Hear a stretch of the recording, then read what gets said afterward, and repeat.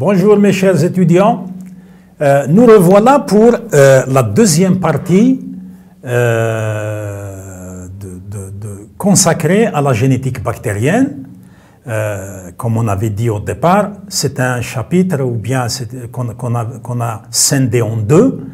La première, donc, c'était les grands processus de transfert de gènes. Maintenant, on va regarder de près les mécanismes de transfert de gènes et la recombinaison. Nous avions dit que la réussite du transfert de gènes, ce n'était pas de le transférer uniquement, mais c'était de s'assurer qu'il y a eu recombinaison, qu'il y a eu intégration dans le génome de la bactérie réceptrice. C'est ainsi qu'on va étudier ça avec la création de recombinants prototrophes et du transfert du facteur F et de la création de souches bactériennes HFR. On va arriver à tout cela pour l'expliquer en détail. Et puis de la cartographie des gènes, comme on l'avait vu lors de la génétique diploïde. Donc le transfert de gènes, encore une fois, il y a donneur et récepteur. Il y a une bactérie qui donne un ou plusieurs fragments d'ADN et une bactérie qui les reçoit. Il nécessite la présence chez les bactéries donneuses ou donatrices d'un facteur de fertilité F.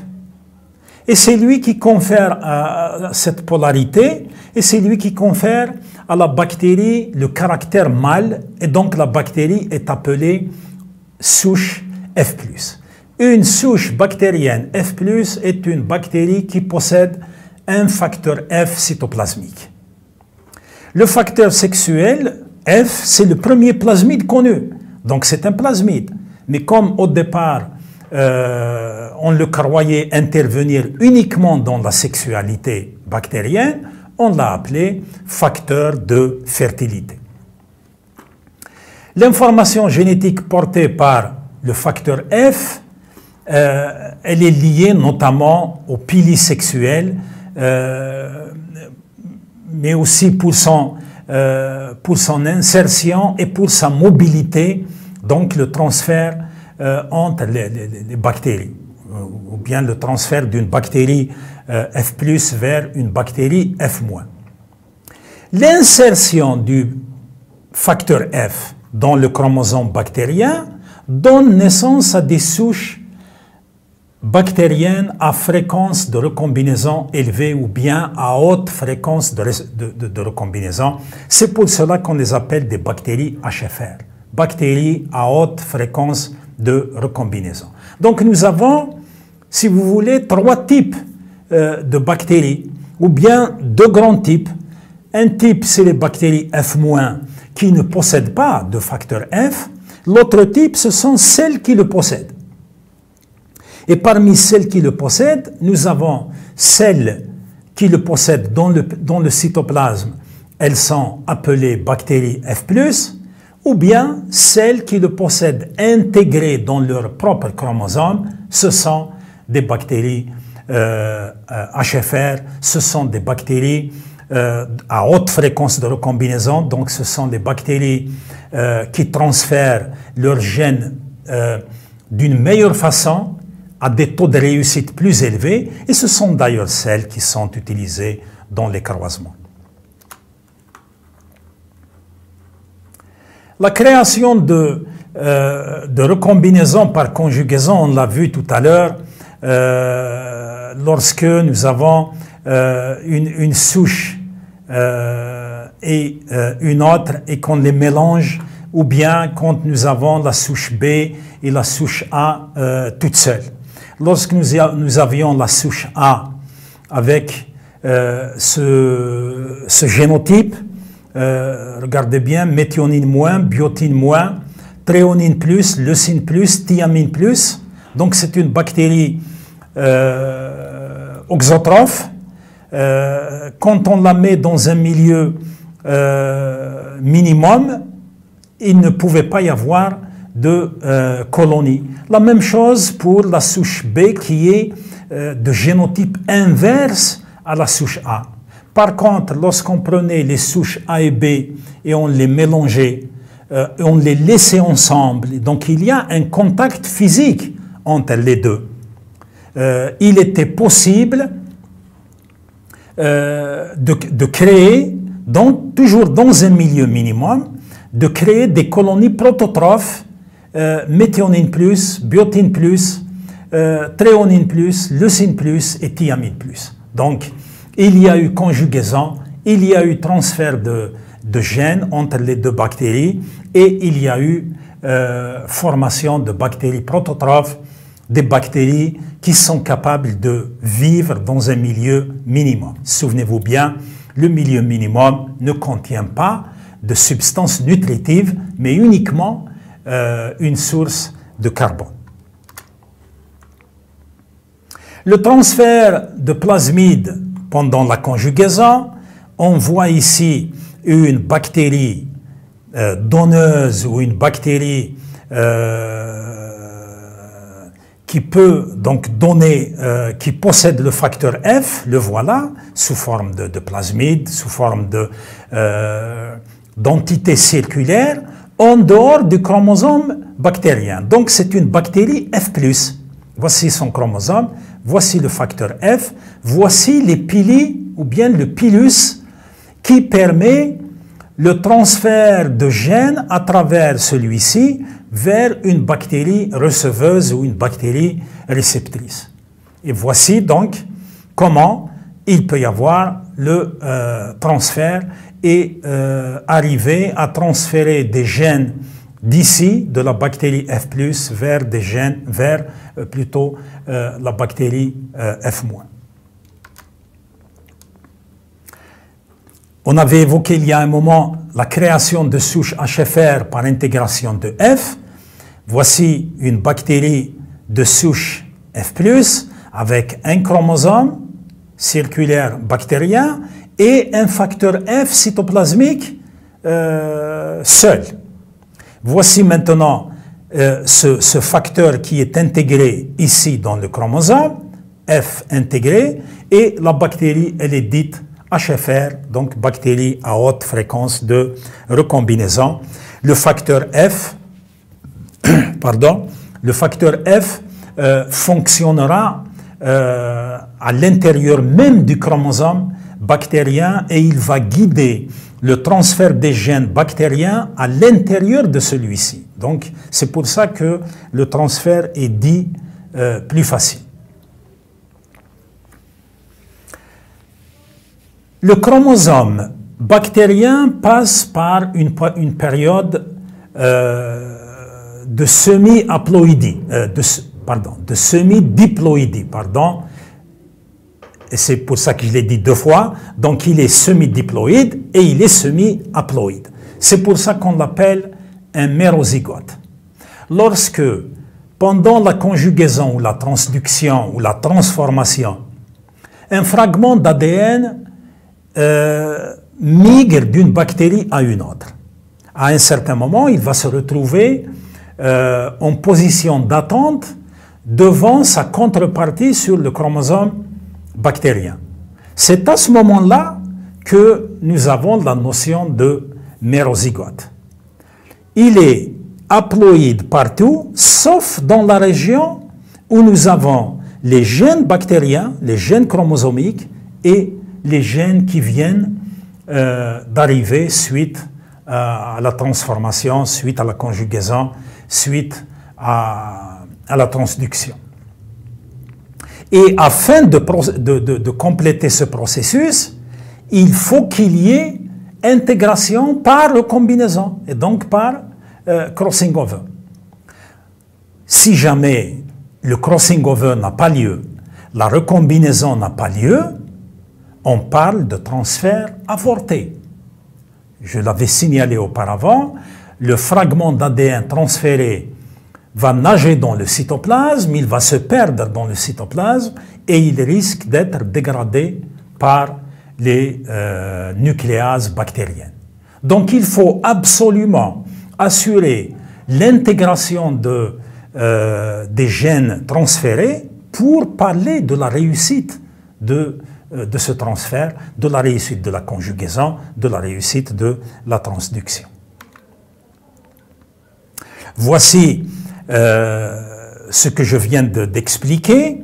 Il y a, regardez ici, une bactérie HFR avec un certain nombre de gènes de génotype positif, A+, B+, C+, en plus du facteur F qui est, bien sûr, intégré. Lors du transfert de gènes, les gènes vont être transférés de façon linéaire. Vous voyez ici, à partir d'une origine, on transfère A, suivi de B, suivi de C. On se retrouve à un certain moment avec un ex-conjugant.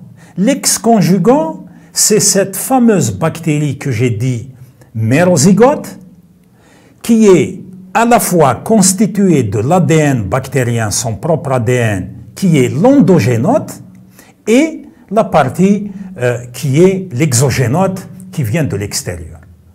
On dirait qu'on est dans un film de Stargate, de science-fiction, dans lequel nous avons un apport étranger de génome à travers A+, B+, C+.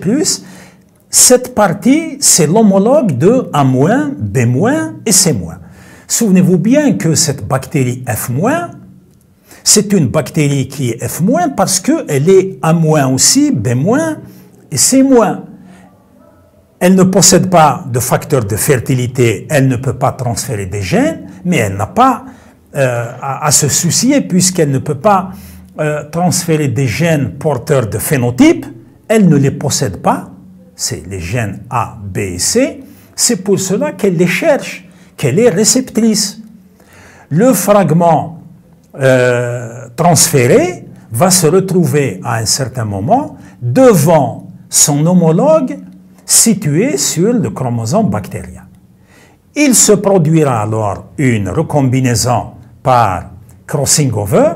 Il va y avoir des crossing over à des régions bien particulières au niveau de ces deux entités de génome. Ils peuvent se produire, alors je parle de crossing over, ils peuvent se produire aux extrémités comme ils peuvent se produire à l'intérieur. Ici, nous avons choisi de mettre un crossing over entre B et C et un crossing over avant A. Avant A, c'est-à-dire au début du chromosome bactérien qui est transféré, puisque A, c'est le premier gène qui est transféré. On se retrouve alors avec une partie de l'exogénote qui est transférée, c'est-à-dire les gènes A+, et B+. Regardez bien, C+, n'a pas été transféré, puisqu'il est situé après le crossing over. La région transférée, c'est celle-là, d'ici vers ici, c'est-à-dire les gènes A+, et B+. Les gènes A+, B+, vont rentrer dans le chromosome, ils vont prendre la place de A-, B-, et C+, va rester à l'extérieur. C'est un chromosome linéaire, il va être dégradé dans le cytoplasme. Le chromosome bactérien qui va rester, ça sera donc une bactérie modifiée. Elle était A-, B- et C-. Maintenant, elle est devenue A+, B+, et C-. Elle reste C-. Lorsqu'on veut construire la carte chromosomique suite à l'entrée des gènes au niveau des bactéries, il se forme alors un gradient de transfert.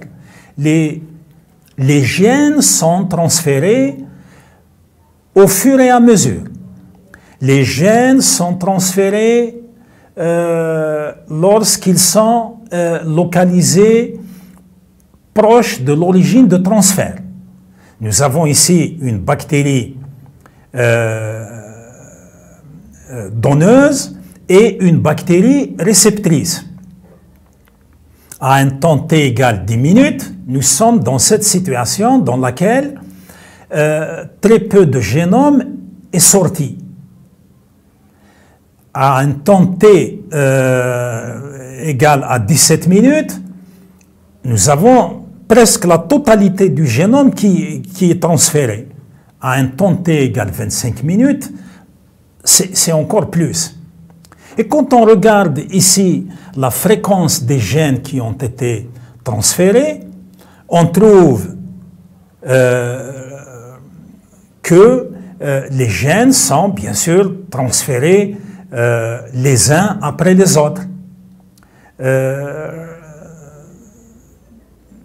À partir du point d'origine, cette flèche, les gènes viendront d'ici de la bactérie donneuse vers la bactérie réceptrice, et on voit que plus on avance dans le temps, plus on aura transféré. Les gènes qui se trouvent très éloignés sont transférés peu. Leur fréquence de transfert est faible. Lorsqu'un gène est proche de l'origine, il n'est qu'à 10 minutes de l'origine, il est transféré plus vite et plus efficacement. Donc, quand on est proche de l'origine, on a plus de chances d'être transféré, sachant que le processus de transfert ne dure pas éternellement. Des bactéries qui se collent l'une à l'autre ne vont pas rester collées éternellement. Elles vont devoir se séparer d'une façon ou d'une autre. Donc la conjugaison peut être interrompue à n'importe quel moment, et donc seuls les gènes qui sont les plus proches de l'origine peuvent se retrouver transférés vers la bactérie F-. On avait parlé aussi de la fameuse intégration du facteur F dans le chromosome par simple crossing over, et donc nous avons notre facteur F qui est ici et la bactérie. Voici le chromosome bactérien, le chromosome d'Escherichia coli. Il se produit donc dans une région d'appariement bien particulière. Se positionnera alors le facteur F et le chromosome au niveau de cette région d'appariement, et il va y avoir un crossing over. Le résultat de ce crossing over, c'est le rapprochement de gènes éloignés parfois. Parce que regardez ce qui va se passer quand on a ici AB et N2. Un va venir de cette façon. C'est pour ça que nous avons ici, à partir de cette flèche qui représente l'origine de transfert des gènes, nous avons 1, c'est-à-dire celui-ci, à partir de l'origine, puis 1. Nous avons, regardez, B. Le voilà. B, donc on y va comme ça. Voilà. Et jusqu'à transférer, jusqu'à revenir ici. Du point de départ, on transfère les gènes suivant cette façon. Nous avons cette flèche, ça veut dire on transfère le gène 2, suivi de A, suivi de D, suivi de C, suivi de B, suivi de 1. Donc les gènes seront transférés d'une façon linéaire. 1, il sera transféré en dernier. 2, il sera transféré en premier. Alors qu'au départ, 1 et 2 sont des gènes qui sont positionnés sur le facteur F. Ils étaient proches l'un de l'autre. Ils étaient séparés par cette petite région d'homologie. Et cette petite région d'homologie et cette petite région d'homologie qui se trouve sur le chromosome, ils vont subir un crossing over, et pendant le système de collage du facteur F dans le chromosome bactérien, 1 va être éloigné de 2. 1 va être éloigné de 2. Il se formera en tous les cas ici une bactérie HFR, et on va revenir par la suite à ce système de d'intégration parce que le facteur F possède plusieurs façons de s'intégrer dans ce chromosome bactérien, puisqu'il y a plusieurs régions d'homologie. Alors, s'il s'intègre ici, nous formerons cette bactérie HFR. S'il s'intègre ici, nous formerons un autre type de bactérie HFR. Nous avons ici un exemple de croisement par conjugaison, d'abord, dans lequel nous avons une bactérie HFR avec ce génotype méthionine plus, arginine plus, leucine plus, tryptophane plus, histidine plus, et elle est sensible à la streptomycine, qui est croisée par une bactérie F- de génotype opposé. Après 90 minutes de conjugaison, donc on les laisse ensemble et on étale sur un milieu minimum additionné de streptomycine, leucine, tryptophane, histidine et arginine. Regardez bien, on sélectionne les bactéries pour la méthionine et la résistance à la streptomycine. Parce que lorsqu'on les mélange ici, les bactéries méthionine moins, elles ne vont pas pousser parce que le milieu ne contient pas de méthionine. Donc c'est une restriction, c'est une sélection. C'est comme si on est dans la nature et il y a un facteur de sélection qui empêche la bactérie d'aller de l'avant ou bien l'organisme d'aller de l'avant. Pour les bactéries HFR qui sont sensibles à la streptomycine, quand on les met dans ce milieu contenant de la streptomycine, elles vont mourir parce que elles ne sont pas résistantes. Donc si on les met dans ce milieu additionné de streptomycine, elles vont mourir. Qui est-ce qui va survivre alors? Il survivra les bactéries F- qui ont été recombinées. Les bactéries F-, si elles ont reçu le gène de la méthionine, et parce qu'elles possèdent déjà le gène de la streptomycine, de la résistance à la streptomycine, elles vont pouvoir survivre. Donc nous cherchons des recombinants méthionine plus et avec la résistance à la streptomycine. Les résultats suivants qu'on peut obtenir, donc c'est 100% de gènes, plutôt de bactéries méthionine, parce que il a fallu transférer d'abord, il a fallu transférer surtout la méthionine. Donc, dans un système comme celui-là, dans lequel nous avons un transfert ou un gradient de transfert linéaire, si la méthionine est en premier, on va s'assurer que elle est transférée rapidement. Si elle est en dernier, on s'assure que tous les ex-conjuguants, on s'assure que tous les ex-conjugants sont méthionine plus parce que la méthionine est en dernier, donc toutes les bactéries F-, avant de recevoir la méthionine, elles ont reçu l'arginine et la leucine et le tryptophane et ainsi de suite.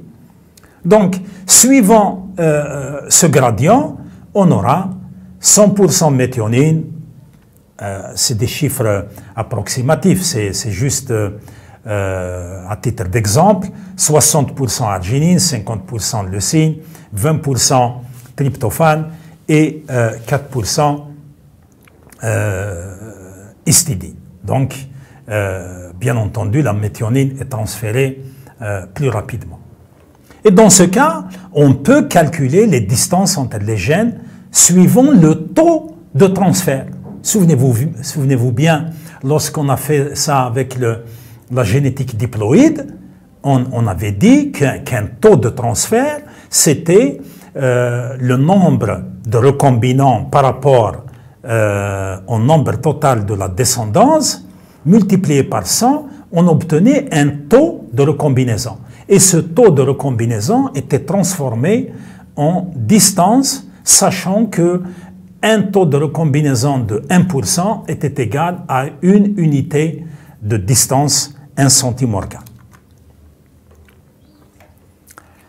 Je venais de dire que le facteur F pouvait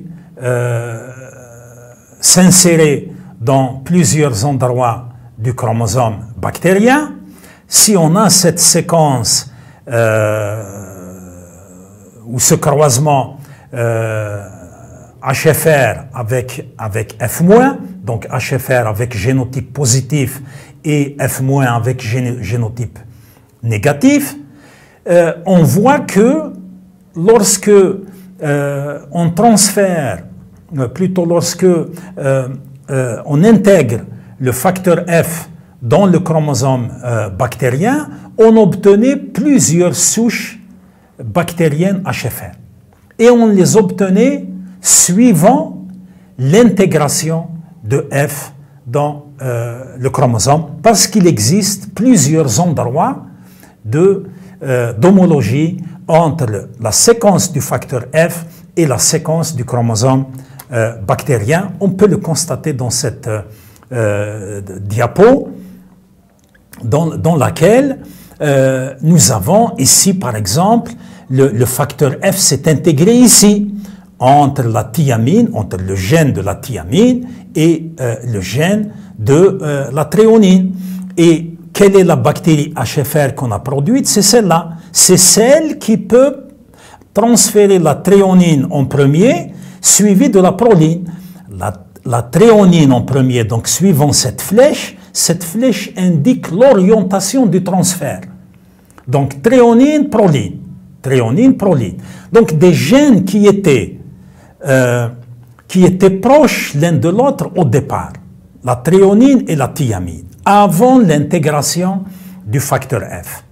Maintenant, ils sont devenus lointains. Regardez. Mais lorsque je prends la séquence linéaire et je vais la rendre circulaire, elle est là, la thréonine redevient proche de la thiamine.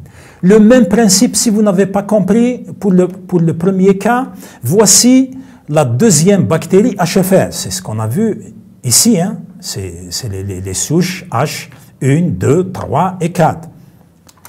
La souche H, 1, 2, alors 1, 2, 3 et 4. 312, c'est la quatrième souche, ou la cinquième souche, pardon. Dans la deuxième ici, regardez bien, le facteur F, non seulement il s'est intégré dans une autre région entre proline et lactose, donc ici, entre proline et lactose, mais d'une polarité différente. La direction de transfert va changer. On ne va pas transférer dans cette région, mais on va transférer proline-thréonine, proline-thréonine, au lieu de, dans cette direction, thréonine-proline. Donc, regardez que c'est la proline qui est transférée en premier. Alors, ici, c'est à peu près la même chose, mais ici, regardez bien, ici et ici, nous avons un point d'intégration qui est complètement différent et une direction de transfert qui est différente par rapport à celle-ci. Donc, le point de recombinaison, donc là où s'intègre le facteur F, qu'il soit ici, entre thréonine ou thiamine, entre purine et galactose, entre thréonine et proline, d'une part, donc le point d'intégration, plus la polarité ou la direction de transfert détermine la souche HFR. Donc, parce que il s'intègre ici, nous formons une souche HFR qui va transférer des gènes, un certain nombre de gènes, les uns après les autres. Il y a thréonine suivi de proline. Par contre, dans ce cas, il y a proline suivi de thréonine. On dirait que les gènes ont bougé, mais les gènes ne bougent pas. C'est des entités stables sur le chromosome. Qu'est-ce qui a changé? Ce qui a changé, c'est l'intégration de F et sa polarité. Regardez par la suite. Ici, la proline est transférée en premier. Elle est située juste derrière le point d'origine. Regardez maintenant dans cette souche HFR. La proline, elle est transférée en dernier lieu. Ça veut dire, si on croise cette souche HFR avec une souche F-, la proline sera transférée en premier. Le taux d'exconjugant proline plus sera très élevé. On trouvera des individus proline plus en nombre élevé. Si on fait un croisement par contre de cette souche HFR avec une souche F-, eh bien figurez-vous que le nombre d'exconjugants proline plus sera extrêmement faible. Il faut attendre les derniers moments du transfert. Il faut laisser les bactéries en conjugaison et en contact pendant un temps élevé pour pouvoir transférer le gène de la proline. Ici, c'est la glycine qui est transférée en dernier lieu, alors que dans ce cas, par exemple, la glycine est transférée en troisième lieu. Donc, on peut former, encore une fois, plusieurs souches HFR à partir de la même souche mère F+. Ceci indique, à partir de ces résultats, une possibilité de transfert de gènes d'une façon différente et donc une possibilité de cartographie des gènes. Lorsque nous transférons les marqueurs, nous allons avoir un ordre très particulier. Voici un chromosome HFR qui vient d'arriver et voici le fameux chromosome F- de la bactérie et il se forme des crossing-over à des régions bien particulières pour assurer l'intégration des gènes. Ici, il y a un crossing-over après leucine et juste avant leucine. Donc, il n'y a que le gène, que cette partie qui sera intégrée. Regardez bien ce qui va se former par la suite. On formera leucine plus, arginine plus, méthionine moins. Leucine plus, arginine moins, méthionine moins. Donc, le chromosome qui était au départ leucine moins, arginine moins, méthionine moins, va changer de phénotype après avoir intégré la leucine. Il devient leucine plus, arginine moins, méthionine moins. Lorsque le crossing over se retrouve toujours avant la leucine, regardez-le ici, mais après l'arginine. Donc c'est cette partie qui va être intégrée dans le chromosome bactérien. On va former un chromosome F- qui sera leucine plus, arginine plus, mais toujours méthionine moins. Lorsque, dans un troisième temps, le crossing over concerne tout le génome qui vient d'être transféré de la bactérie HFR. Donc c'est un génotype positif, leucine plus, arginine plus, méthionine plus, et puis tout d'un coup, la bactérie devient prototrophe. Elle est leucine plus, arginine plus, méthionine plus. Ça veut dire que c'est une bactérie qui vient d'acquérir un phénotype de type sauvage et elle devient prototrophe. Regardez maintenant lorsque les crossing-over se trouvent partout. Avant leucine, après leucine, après arginine, après méthionine. C'est-à-dire, il y a 4 crossing-over. Nous formerons alors les fameux individus doubles recombinés. Souvenez-vous, mes chers étudiants, lorsque je vous avais mentionné la dernière fois, lorsqu'on évoquait ensemble la génétique diploïde, on avait dit que les individus de type parental sont les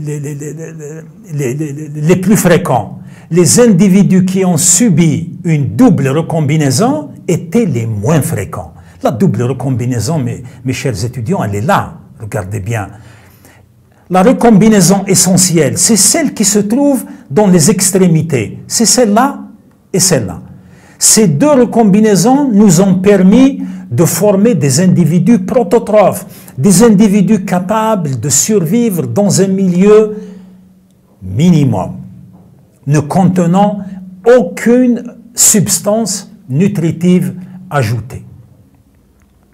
Souvenez-vous aussi qu'on avait dit à maintes reprises que les crossing-overs sont des événements rares. On ne produit pas de recombinaison à tout bout de champ. Ils ne sont pas fréquents. Les recombinaisons les plus valables sont celles qui poussent la bactérie à produire des individus prototrophes, c'est-à-dire celle-là et celle-là en même temps, en excluant toutes les autres. Lorsqu'on provoque les recombinaisons internes, le nombre d'individus va diminuer. Regardez combien de temps il faut pour produire toutes ces recombinaisons ici. Il va y avoir beaucoup de temps. Et c'est pour ça que le nombre de recombinants est faible, alors qu'il est plus élevé ici, dans le cas de la création d'individus prototrophes. Voilà, j'arrive au terme de cette deuxième partie de la génétique bactérienne, dans laquelle il nous est demandé de retenir certains faits saillants de cette génétique bactérienne, c'est-à-dire le transfert de gènes, comment il se fait et comment il est coordonné. Les gènes, quand ils viennent d'une bactérie F+, et surtout, préférentiellement, d'une bactérie HFR vers une bactérie F-, ils viennent en ordre, les uns après les autres. Les gènes qui se trouvent près de l'origine ont plus de chances d'être transférés les premiers, sachant que, encore une fois, la conjugaison ou bien l'attachement des deux bactéries à travers le pont qui les unissait pendant la conjugaison est un passage transitoire. C'est-à-dire, à un moment donné, il va y avoir rupture et les deux bactéries vont se séparer. Donc, les gènes qui ont plus de chances de se retrouver dans la bactérie F- sont ceux qui se trouvent à côté de l'origine de transfert. Et on avait dit aussi que le facteur F, étant mobile, peut se retrouver intégré dans le chromosome bactérien et donner naissance à des bactéries HFR, donc des bactéries qui sont capables de transférer plus efficacement leurs gènes. Ce facteur F mobile peut se localiser dans plusieurs endroits de la bactérie, du chromosome bactérien, et donc par conséquent, on peut former plusieurs souches HFR à travers une même souche originale F+. Et c'est ainsi qu'on crée la diversité biologique de souches HFR. Plusieurs souches HFR existent, elles proviennent de la même souche mère et pourtant elles transfèrent les gènes d'une façon différente lorsqu'elles sont mises en conjugaison avec une souche F-. Prenons maintenant l'ensemble des deux parties, retenons essentiellement la conjugaison comme le processus le plus familier par lequel les bactéries transfèrent leurs gènes d'une bactérie donneuse vers une bactérie réceptrice. Et merci encore pour votre attention.